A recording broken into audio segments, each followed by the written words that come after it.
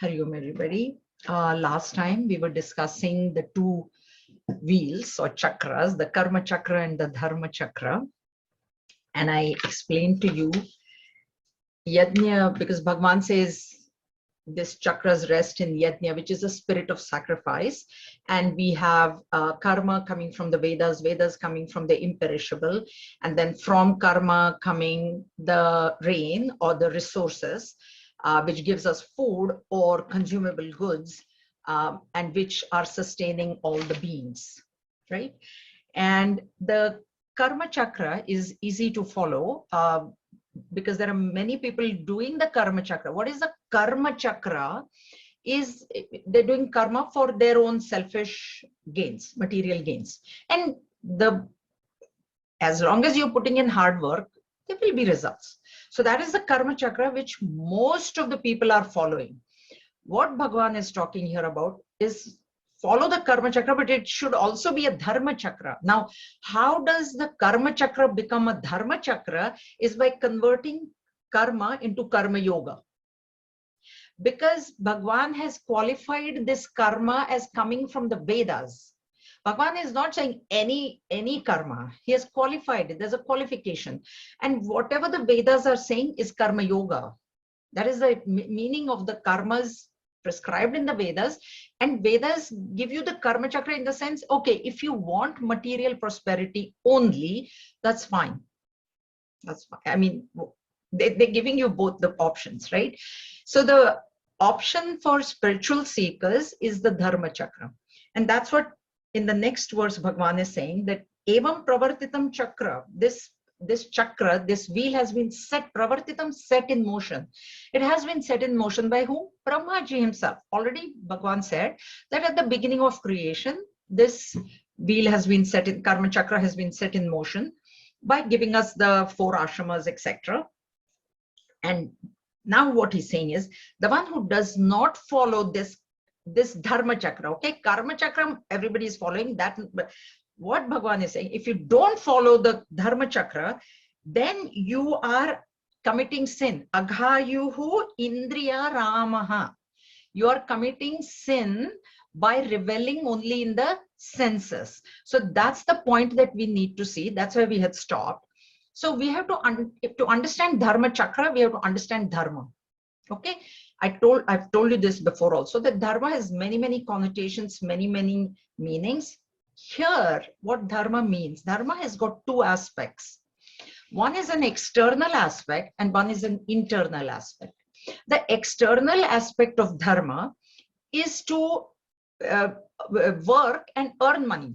See, we have also said that Grahasthas, they have the maximum duty, in the sense that a Grahastha has to earn money. This is Shastra says that not only for his or her own family, a little bit more, so that it can be it can be a help to others. The Grahastha ashrama is the one that supports the other 3 ashramas. Brahmachari, student life, the Grahastha supports. Vanaprastha, the seniors, they support, and sannyasis also. So this external aspect, as long as the person is working, this can be fulfilled. It can be, okay? But what happens in just fulfilling this external aspect, the internal aspect doesn't get taken care of, and that is purification of the mind. So the purification of the mind, which is an internal aspect of Dharma, which is an equally important aspect of Dharma, is to do, how do I obtain purification, is by converting karma into Karma Yoga. Once that conversion is done, then this Karma Chakra converts itself automatically into a Dharma Chakra, and that Dharma Chakra has to be followed. Now, why is Bhagavan saying the one who does not follow this Dharma is a sinner? He's committing sin. And here sin is not cheating, not all that ordinary meaning of sin. This Indriya Rama word is to rebel. That's the name of Lord Rama, and that the meaning of the word Rama. So Indriya Rama means the one who is only reveling in the senses. Indriya. We have a word Atma Ram. There is a word Atma Ram also. So Atma Ram means one who is reveling in Atma, his own self. Indriya Rama means the one who is rebelling in the senses. Now, there are animals and there are humans. This chapter is not for animals. Animals are not, they do not have to do karma yoga. They can't. Okay. So the common things between humans and animals, there are 4 things which are common: ahara, nidra, bhaya, maithuna. Ahara, food. So animals eat food, we also eat food. Ahara, nidra, sleep. They sleep, we sleep also. We need rest, they also need rest. Bhaya, fear. They have fear, we have fear. We have actually, humans have much greater fears, many more fears than animals. Animals are only fearful of their predators, or animals don't worry tomorrow where my food will come from. Humans, even that fear we have. What will happen tomorrow? What if, so we have a lot of fear, but fear is common. Last is sexual activity. That also is common between animals and humans. Now, who is this Indriya Rama? Indriya Rama is the one who is only doing these 4 things.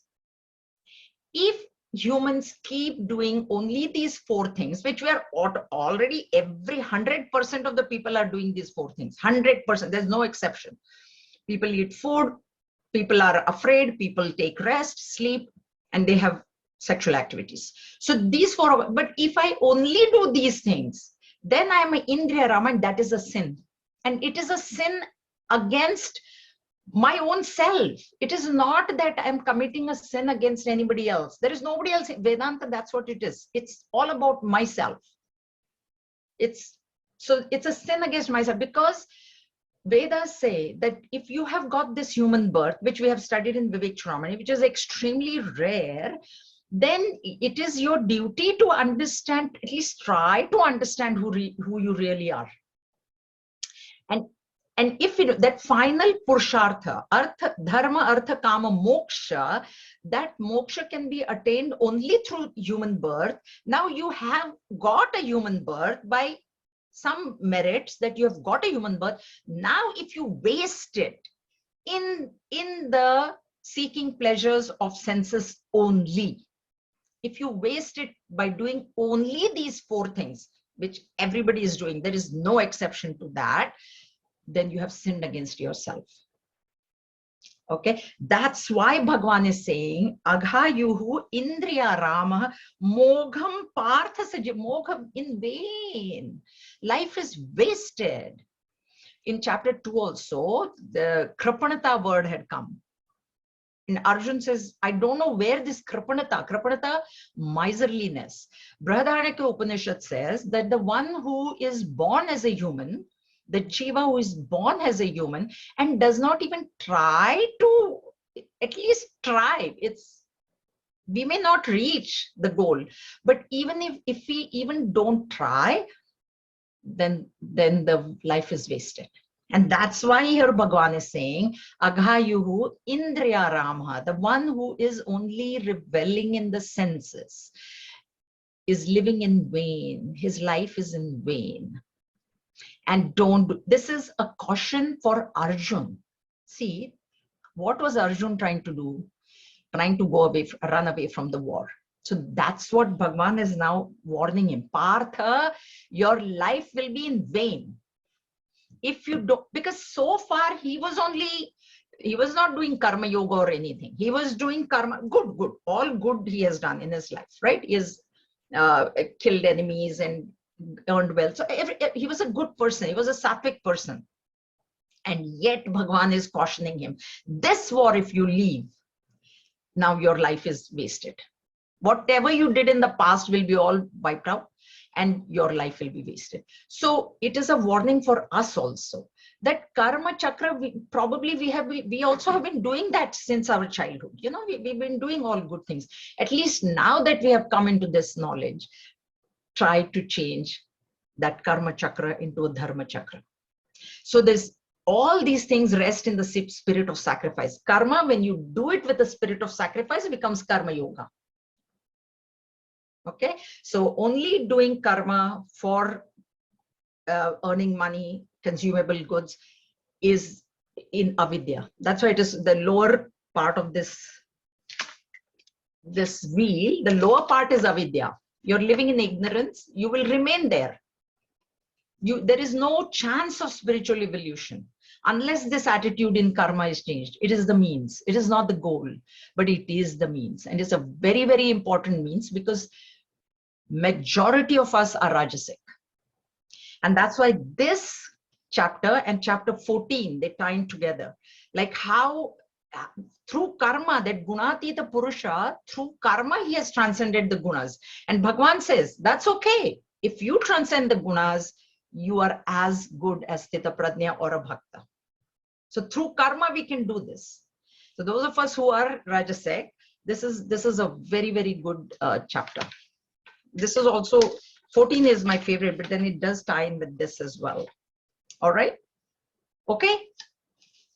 Clear? Now, the question arises, okay, Bhagwan, is there an exception to this rule? Like, is there somebody who maybe doesn't have to do this? And now Bhagwan replies, Yasvatmaritirev syada atmatruptascha manavah atmanneva cha santushtaha tasya karyam na vidyate. But, so exception. But the man who rejoices only in the self, who is satisfied with the self, who is content in the self alone, for him verily there is nothing more to do. So there is an exception that is given. If we fall in this verse, we are free of karma. But you need to do self-evaluate, and then you need to figure out if you do fall in this verse. There are 3 words that are used here, which are the key words: Atmarati, Atmatrupta, and Atma Santushtaha. Okay, now Atma is the same. We need to understand Rati, Trupti, and Santushti. These are the 3 words that we need to understand. Rati is a happiness, is a type of happiness which is gained in the company of people. So when I'm very happy, when I have a big family, when I'm, when I am with people, when I am at a party, and the people are the ones that are giving me happiness, that is known as Rati. Tripti is when the person finds happiness in objects. So he doesn't much care about people, but I have a car, I have a house, I have so many clothes, I have so many shoes.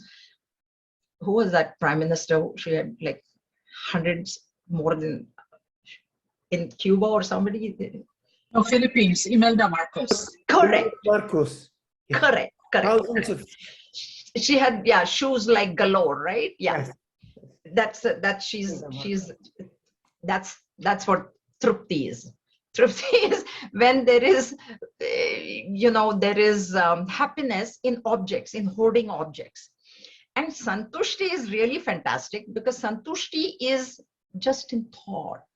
Okay, so I think I have $1 million in my account. There isn't. This is just an example. I'm very happy. I am not using those $1 million. I'm not doing anything, but I'm very happy. So only in thought. Santushti is happiness only in thought. Nothing is being done externally. Okay. So when I was thinking about this, I don't know, some of you may have seen a movie called 10 Lakh. It's from my childhood. 10 Lakh movie, anybody has seen? So 10 Lakh means 10 lakhs. And the story was when that time lottery tickets were kind of new. And the story was revolving around somebody who wins the first prize. They win 10 lakh rupees, that time. But that's not the point. So in there was a character, very miserly character. Om Prakash was the actor, a very good actor. So and then he had like a little shop, like a 7-Eleven, whatever. And then he had his servants and whatever. Every morning when he would eat lunch, he will open the safe and he used to eat roti, roti, chapati. He will show that chapati, this is from the movie, he'll open the safe, he'll show the chapati, he'll close the safe, then he'll eat the chapati. So this Munim, the servant of his, he thought, why is he doing that every single day? Like, safe is, money is kept inside the safe. Now, why is he showing it to the money? So he asked him one day, he said, why every day I see you doing this, you don't take out anything from the safe, you don't put anything, you just open it, you just show. He says, no, in the safe is a very important commodity. So what? Ghee, clarified butter, so that the wife won't use it, as you know, this guy has put it in the safe.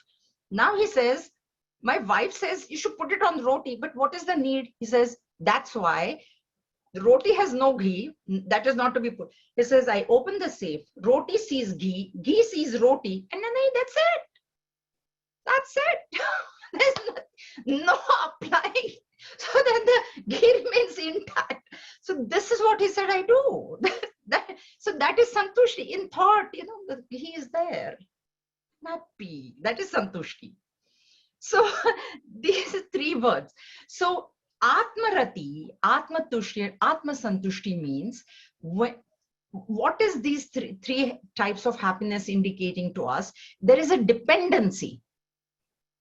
For Rati, there is a dependency on people. For Tushti, there is a dependency on objects. And for Santushti, there is a dependency on thought. There's a dependency. Whereas when it becomes Atmarati, so in the self, in myself, I'm happy. So the idea is, if I'm alone, I'm happy. That doesn't mean I'm a people hater or I will shun company. No, when there is company, okay, fine. Okay, fine. We have seen this characteristic in Sthita Prajna Lakshana, that he never feels lonely. He's very happy to be alone. But if people approach him, or he has to go and maybe speak in public, or, excuse me, meet somebody, he's not disturbed. That is what, therefore, this verse is referring to a realized person. Actually, it is referring to, so if are you absolutely independent of the people, then you're an Atmarati. Whether people are there or not, you remain happy. Whether objects are there or not, you remain happy. Okay? Or not, what is the point? Thought means you can just be happy and you can go on thinking that, you know, my mutual funds are growing to like sky heights. I've got $1 billion sitting in the bank. Thought, you think it's imagination only. So Atma Santushti, when you are happy independently, then you will not work, because karma is out of desire. Now this happiness has got three aspects to it as well. Just the happiness part. This is with respect to people, objects, and thought. But happiness itself in general has got three modifications, vrittis. There is priya, moda, and pramoda. These three also we must understand. What is priya? I can give you by example. Priya is like, now my daughter is in New York. Okay, fine. Priya is when I see her itinerary in my email. So she has booked a ticket and I see that and I feel happy. Okay, that she hasn't come. I haven't seen her, but I do feel happy, don't I? If I see. People can relate to this example. Anybody who's out of town or whatever. Then what happens is the day comes. The day comes and I go to the airport to receive her. And then on the TV screen, I see her walking out. Then I feel more happy that I see her. That is moda. This is why they say Sanskrit is a very refined language. It will split hairs even with happy, because we say, okay, I was happy to see that. Now I'm happy to see her. So, you know, that happy we say, but this is priya, moda. And pramoda, when she actually walks out and I hug her, I bring her home, then that is even a greater happiness. So priya is a lower level of happiness, where I know that I'm going to get something, or I know I'm going out for lunch, and of course there's going to be rasmalai in my case. Okay, there's going to be rasmalai. So I haven't eaten it. I haven't even reached that restaurant, right? But I'm happy. Priya. Then I order. I see it. Oh, good. It's on the menu. I ask, is it nowadays, you know what? After COVID, I find you ask and they're like, nee, it's on the menu, but it's not available today. So that is also I've experienced. So, and server says, yeah, we have it. Ah, ha, ha, ha, ha. Happy. And now when it actually comes and I actually eat it, pramoda, pakarshena moda. So these three types of happiness, beyond these three, is ananda. That Satchit Ananda word, that Ananda, bliss, which is not dependent on anything at all, independent bliss, which doesn't have, see, this Priya, Moda and Pramoda are modifications. Understand this. They are modifications of the mind. When the mind sees the itinerary, there is a modification. When the mind sees the person, there is a modification. And when the mind meets the person, actually, there is another modification. So that those three types of happinesses are born out of modifications. The one bliss that arises without any modification is Ananda.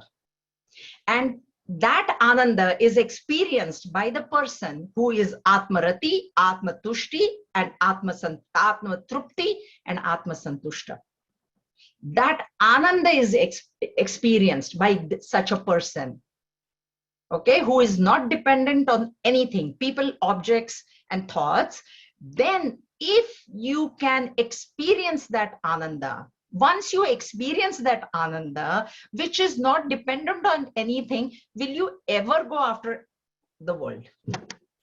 This is what Bhagavan is saying. Karyam na vidyate. He will not do any work. That is why scriptures have given, we see realized masters in our life. We have seen that there are masters who have Tapan Maharaj. He didn't even cook. He didn't even nothing. He used to just wander. Food came, didn't come, didn't come. Whatever happened, it did. And then we have masters like Vivekananda, Swami Vivekananda, or Gurudev. You know, Raman Maharshi also did nothing. He just went and he sat in silence. The scriptures give them the liberty. We do not. If we are at this stage, I am not, let me explain. If we are at, we have also the liberty. Don't do anything. If we are not, and Arjun was not, that's why Bhagavan warned him. Arjun, you have no escape from work. So most of us also have no, that is the point. If there is no escaping from work, then why not do work in such a way that spiritual emancipation is gained? What happens is material prosperity you gain, which can be gained by doing work. But if you don't have the spiritual strength within, then it becomes a mental perversion. The strength inside strength is required to handle the external wealth. That's what we are studying in now chapter 16. The internal wealth, the Daivi Sampati that we are studying, those of who are there in that class, this is how you connect this. This Dharma Chakra has to be followed to maintain the Daivi Sampati or gain it or enhance it. If I have some of those qualities that we will be studying again tomorrow, enhance, either you enhance them, sharpen them, make them more. If you don't have, try to gain them. Why? So that you can handle the external prosperity.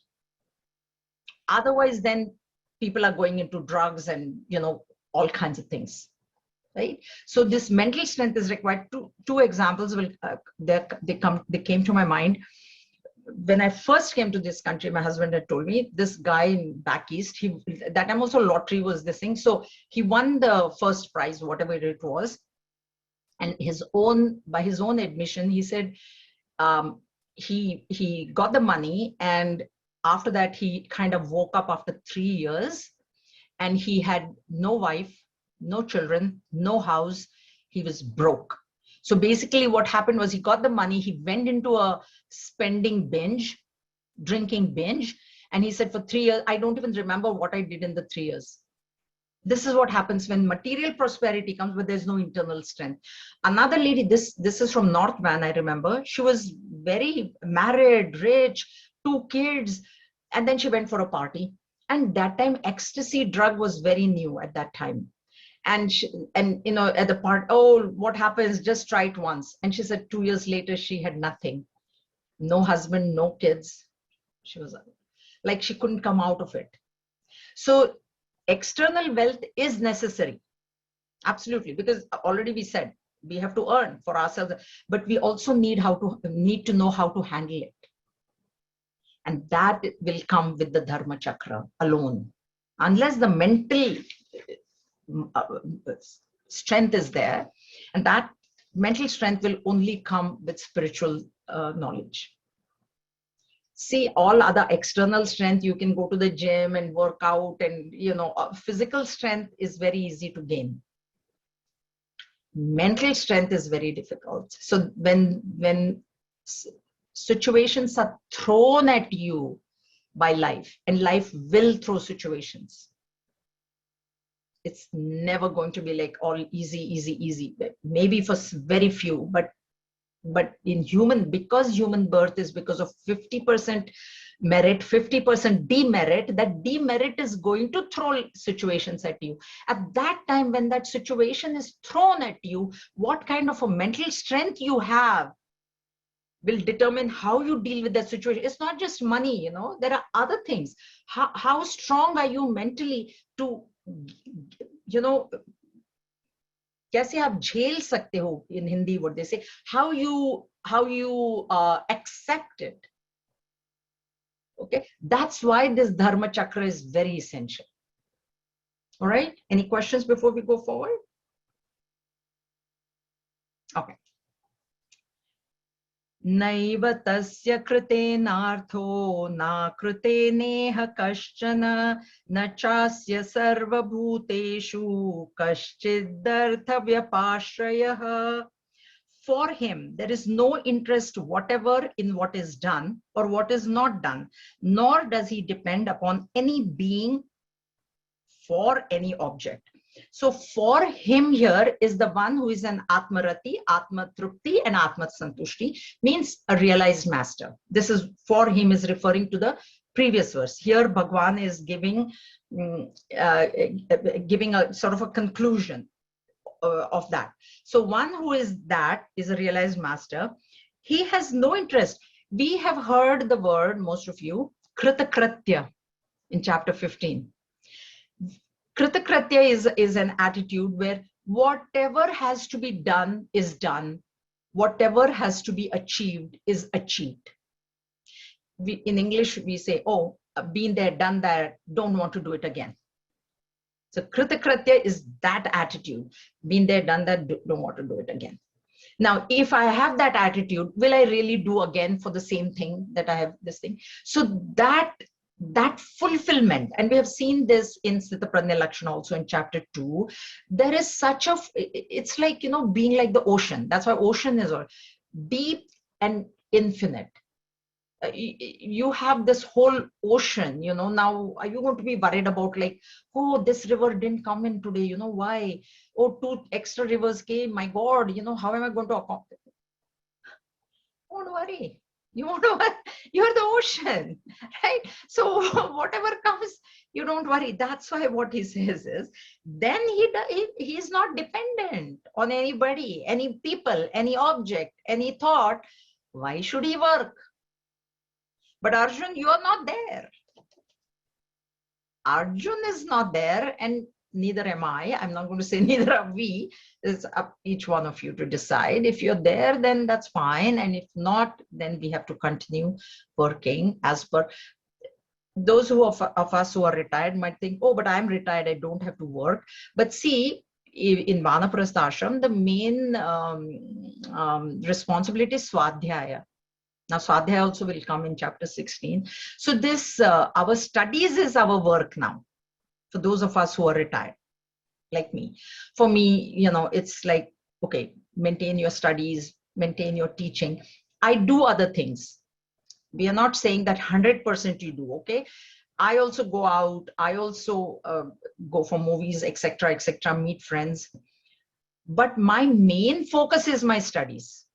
So unless I have completed my studies for that week, I have a, like, I don't go. So the main thing has to be studies, number one. Like, see, for grahastha, for a brahmachari, the main thing has to be studying whatever subject in school, like he's in school, whatever grade he's in, college, whatever, that is the main thing. Then he can do other things. So he has given his exam, there are 2 months holidays, he can go on vacation, he can watch movies, sleep in, etc., etc., etc. That is Brahman. So the main thing is studying whatever school he's going to. Grahastha, main thing is work. So the job comes first on top. And then, okay, they get vacation time, or Saturday, Sunday, you want to do something, whatever, that. For Vanaprasthas, it is also study, but study of the scriptures. Vanaprastha, because the Dharma Chakra has to be maintained. See, in Vanaprastha, if we continue to read, novels and, indulging in sense pleasure, we can do that because we are not that old. So we can only go for movies and parties, and when is the next party, and when am I going for the next lunch? And if that sort of a lifestyle we have, please remember that the body one day is not going to allow you to do that. One day the body is not going to allow you to do that, and at that time you will have to face that situation. So at that time, if you start your spiritual studies, too late. So at least now, when you have the strength, when your body is capable of enjoying, indulging, at that time at least you start your studies. So when that situation comes, you are ready to withdraw. You must be ready to withdraw, because the body will tell you, okay, that's it. I cannot run anymore. I cannot walk anymore. Body will tell you. Trust me. Trust me. The body, because body is getting old no matter what. So that time the mental strength is very essential. So those of us who are retired, don't think, I have no work to do. No. You have work to study. That becomes your top priority. And sannyas ashram, then there is nothing. One who is giving up everything. So we are in Vanaprastha, some of us are in, young, much younger and whatever. So this is how it should go. Okay. Any questions? All right. Now he's concluding. Tasmadasakta satatam karyam karma samachara asakto hyacharan karma paramapnoti purushaha. Therefore, Arjun, because I've told you, this advice is specifically being given to Arjun. There wasn't a whole class sitting there. There was only one student. And Arjun specifically asked a question, and now specifically answer is being given by Bhagwan. So therefore, O Arjun, because you are not Atmarati, you are not Atmatrupti, and you are not Atmasantushti, therefore, do you always, without attachment, perform action which should be done? Again, there is a qualification, because Arjun was ready to beg. So, Arjun, you can do any action you want. Okay, Bhagwan, then I'll just go and beg. No. Your bounden duty. Should be done is do your bounden duty. Don't get into other people's duties. That is instruction for us also, For us, Vanaprastha, we should never get into the kids' lives, especially when they're married, this is what now grandchild, whatever they want to do, our job is only to enjoy the grandchild. Don't advise the kids, don't do this, don't do this. Google God is there, so we don't have to worry. No, honest to God, my grandchild is being controlled by Google God. That's why I say that. It's like, Mom, Google says, okay, Baba, let Google say whatever. So I've stopped saying anything. So because now I'm in Manaprastha, I have put myself in Manaprastha, so I just don't get into anybody else's. I'm telling you, it's a lot of peace of mind is there, because if you do, then it'll be bothering you. So which should be done? So we should think, what should I be doing? I should be doing studies of scriptures.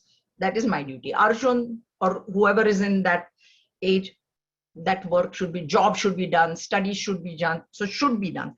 4, by performing action without attachment, man reaches the supreme. Here's your promise. Okay, now we'll understand this. So without attachment, we have seen, these are the principles of Karma Yoga. Without attachment to the action itself, without attachment to doership, without attachment to enjoyership. perform action which should be done. Point number 2, what is your duty? What is your bounden duty? You do. Don't get into somebody else's duty and then say that is what I should be doing. No, whatever you should be doing. Perform. And why? Because when you perform action without attachment, param apnoti purushaha. Okay, so person, purusha, person, man, woman, whatever, attains param apnoti, gets. Now this parama word is supreme. The meaning of it is supreme. But at the highest level, it means moksha. And how does it mean moksha? Because we've always said that karma doesn't give moksha directly, but by performing karma as karma yoga, the mind will be so highly purified that knowledge, there will be clarity of knowledge. As you see your mind getting rid of likes and dislikes, or at least strong likes and dislikes. From strong, I've said that, from love and hate, come to like and dislike, come to prefer, not prefer, milder words. I don't prefer this. I hate this. I love. As spiritual seekers, we should never have used the words love. They're strong words. They're strong emotions. Water them down. So that is one step, and that is what is meant by purification of mind. That, okay, I don't like to do this, but theek hai, my friend asked me, I will do it. Shouldn't be a great problem. Okay, so that purification will give you the knowledge. Or when the guru comes and says Tattvamasi, you will realize purification of mind is like, in Gurudev's words, it is like keeping the gunpowder dry. See, if there is gunpowder and if it is moist, if a match is thrown on it, it is not going to light. And what is a moist gunpowder is a moist mind. What do I mean by mind is moist? It is clinging to everything. I have this desire, I have that desire, I have that desire, that when it's reduced, when your mind has become dry of desires, it becomes like dry gunpowder. And when the guru throws the matchstick, Tattvamasi, boom, it'll explode. And that is this param apnoti purusha, one meaning. Okay, so that is a very, very at a high level. But at a lower level, parama also means peace of mind. Think about it, see, when you do every karma is karma yoga, the minimum you will get, your mind will be at peace. Who here, can anybody say that, I don't want peace of mind? If somebody asks you, do you want money or do you want peace of mind? I mean, if you say money, there was a person, it seems, he was standing on the bridge, he was about to jump off the bridge. So Mahatma was walking by there and he said, what are you trying to do? He said, no, I'm going to jump off the bridge. I have no money. He says, for money, you're going to jump off the bridge? He says, yeah, I have no money to live. He says, what if I give you 1 lakh rupees right now? Will you not jump? He says, of course not. I won't jump. He says, I will give you 1 lakh, but you give me 1 eye. He says, no, I can't give. So then he says, okay, then I'll give you 2 lakhs. He says, okay, now give me both your hands. I'll give you 2 lakhs. No way. I'll give you 5 lakhs. Give me your legs. There's no way. So he says, how can you say you have no money? Your eye is worth 1 lakh. Your hands are worth 2 lakhs. Your legs are worth 5 lakhs. So look how much money you have. Are you willing to give it up? So thing is, see, peace of mind, what it will do is whether you have things outside or not, they won't matter. If your mind is samatha, that is the whole thing. But if you have a whole lot, contentment, people, they have, our CEO in the Royal Bank, he made that time, this is when I was like 30 years ago maybe, the guy made like $2 million or something, okay, bonus. CEO, our CEO, Royal Bank. And you know what? He came and he told us, but my counterpart in the US made 5 million. Arey Baba, we are nowhere near the million of zeros. You made, no, now so they say all of you work hard so that, next year I will. There is no contentment unless there is mental. And the one who will make only 100 is like, oh, yo, I made 100,000. I'm so happy. Right? So that is the importance of that mind. Mind is very important, even though this is in the transactional level. Okay, therefore we are dealing with the mind here.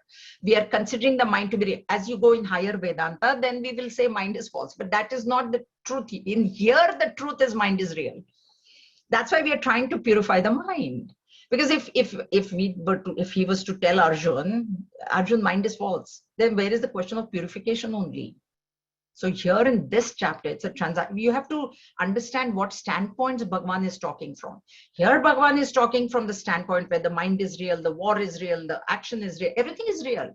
So he says, if everything is real for you, it is real for you, Arjun. So then do it in this manner. And when you gain that also is parama, remember. It's important. We may not think actually happiness is peace of mind.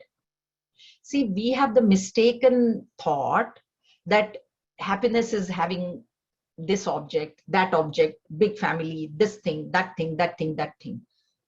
It's not. So, if karma yoga at the minimum will give you peace of mind.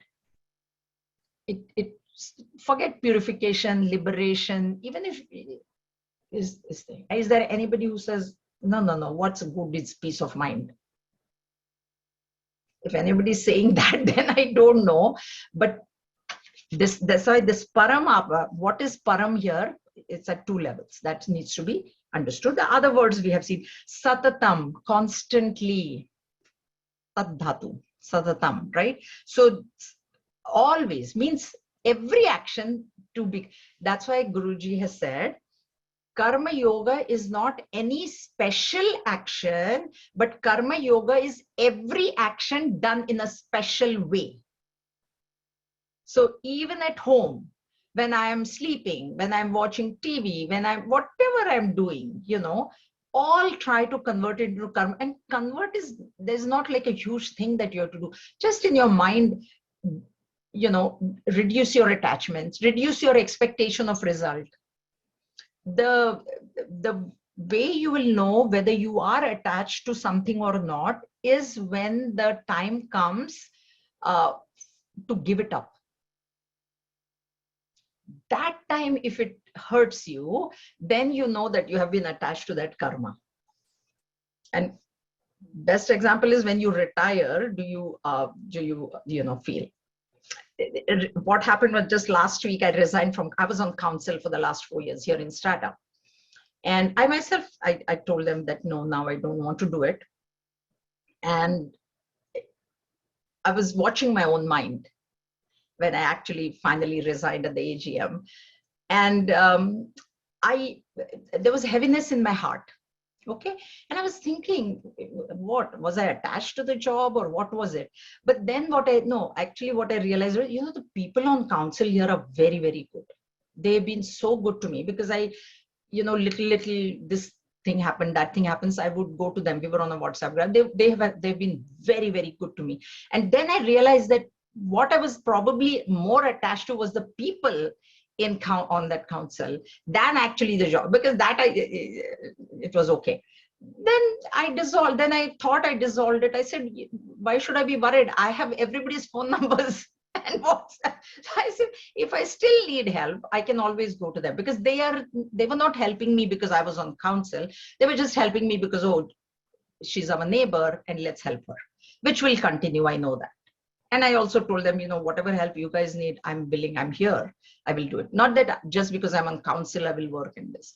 So that is what when it is time to leave, that time you'll know. So that time, so that there should not be any pain, do everything with a detached attitude.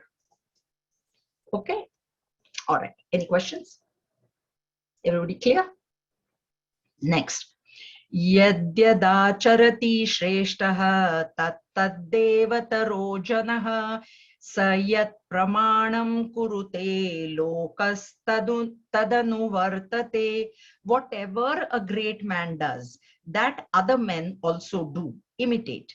Whatever he sets up as the standard, that the world people follow. So here Shreshta Purusha. Jaji, I think you missed one verse. Oh, sorry. Oh, yes. Sorry. 20. Yeah. Thank you. Because you know what? I just turned the page. Sorry about that. So we are on 20. Karmanneva hi samsiddhim astita janakadayah lokasangrahamevapi sampashyan kartumarhasi. Janaka and others attained perfection verily by action only. Even with a view to the protection of the masses, you shouldest perform action. Now here, Janaka, King Janaka, is the only one person that has been mentioned by our Bhagavan in the entire Bhagavad Gita. That itself should tell us how important he must have been if Bhagavan is uttering his name. Now, Janaka can be taken in two meanings. One is you can straight take as the father of Sita ji, but in their lineage, apparently, every king who came on that throne was called as Janaka. So, take it whichever way you want. This King Janaka, there is a story. First of all, this King Janaka, through Grahastha Ashram, he attained liberation. That is his importance. Because Arjuna is a Grahastha. We are all Grahasthas, right? So liberation is not, the way, see, there is Brahmacharya, then Grahastha, Vanaprastha, and Sannyas, right? Sannyas is final liberation. But you must understand that liberation can be through any of those. So if I were to give you the example of Nachiketas was a brahmachari. He attained moksha. You can jump these, see what Shastra is saying. These are the 4 ashramas. Okay. So because Shastra recognizes that we all have desires, they have given us these 4 steps. So you study first, brahmachari, then you get married, you use that knowledge in brahmacharya to earn wealth. Then you, when your children are grown up and married and whatever, then you go into vanaprastha, then you go into sannyasa. But Shastra doesn't say that all of us have to go through this. That is also important. So what Shastra is saying, in any one of these ashramas, if you are ready for moksha, you take it. You take it. And Nachiketas is the example of the one going from, he was 8 years old. He went to Lord Death. He asked for the knowledge. He was highly dispassionate.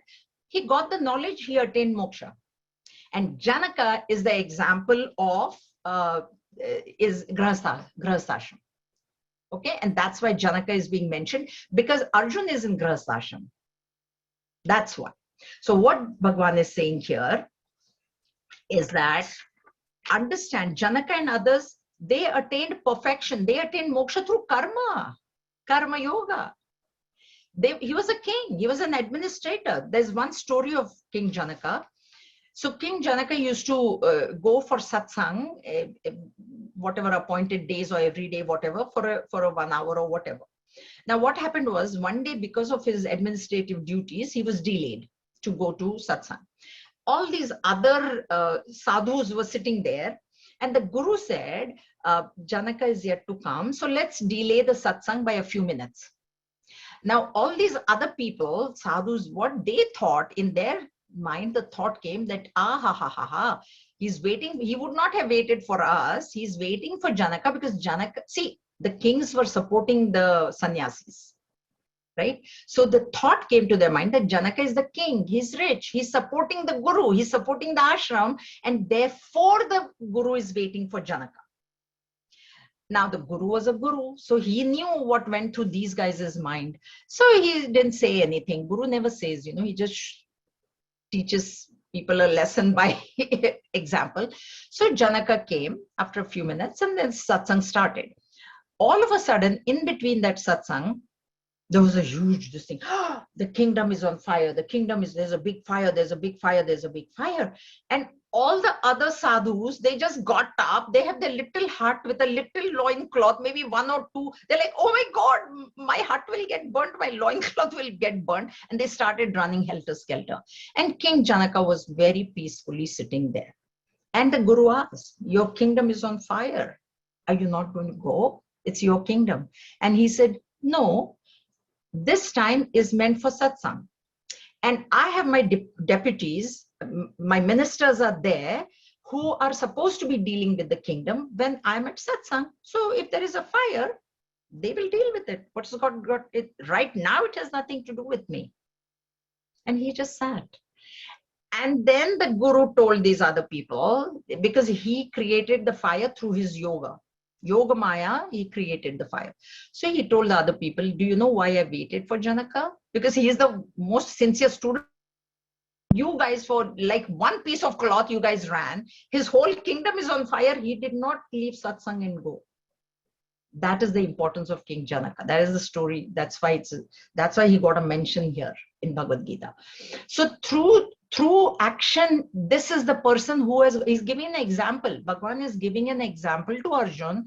Arjun understand that by even fighting the war, you can get moksha, because that is your own duty. So it's a lesson for us. If I follow my duty to a T, what it does is it purifies your mind. You know how it purifies our mind? Because if I say, is this my duty or not my duty? Okay, if it's not my duty, leave it, let go. Think about our life. There are so many things that we get involved in which has got nothing to do with us. Do we? What is he doing? Why did he go there? Why that car is not there today? Which car? In Strata, that is the thing. My neighbor has a black car, but today some red car is parked there. Whose car is that? Like, I'm telling you, this is think. If you think I'm not saying correctly, then definitely tell me. There is but if you just follow your own duty, and I have time for one story. I'll tell you one story, which I probably have told before, about how following your duty can give this. Because what following our own duty, it frees our mind from unwanted thinking. Is it my problem to start? I will take care of it. If it is some other guy, he'll get told. Why should I be worried? But this is how our mind does. In my own spot, yes. Whose car is this? In my spot, I can say. But in somebody else's spot, some other car is parked. What should I do? So there was this one sannyasi, sadhu, who was meditating in the woods, in the forest. And what happened was this bird came and disturbed his meditation. So he got so angry that he looked at the bird, and the bird just burned to ashes. So fine. Then he continued his meditation, and then he came into the village for bhiksha. And he knocked at a door, and that woman was busy. So it took a while for that woman to open the door. And he got angry. He said, I've been knocking for so long, and you didn't open the door. And the lady said to him, don't think I'm like that bird who you opened your eyes and burnt the bird. You can burn me. And the Mahatma was shocked. He said, that thing happened in the forest. I was alone. You're here in the house. How do you know? So he understood that that lady is very realized. She's realized. So he said, who is your guru? I want to know who your guru is. So she said, you go to this particular place in the market, and there is this person. You go to that person. He's my guru. So he thought, okay. So he went, because he realized that this lady is quite evolved. So he went to the marketplace, and it turned out to be a butcher's market, and still he went, and he said, this person, who is this person? Who is this person? He asked. So they said, okay, that's the man. And the guy was selling meat, and he was totally shocked. He said, how this person can be her guru? So he went and asked him. He said, this is what has happened. Now this lady is saying that you are her guru, and what exactly have you done that you have gained this, knowledge? And he said, all I have done is done my duty. And he said, what is your duty? He said, my duty is to weigh the meat exact. So, they used to have that balance, right? In India, those people who have said, not the scale, now not the scale that we have here. I don't know whether Primsa is confused. Those who grow up in India, they know. Okay, so if you go to the vegetable market, this guy has got this tarazu. I don't know what's it called in English. In Hindi, it is tarazu, no?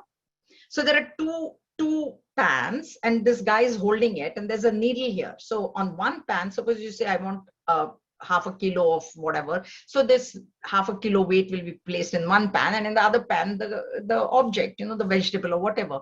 So this guy was doing that with the meat. He said, my attention is only on the needle.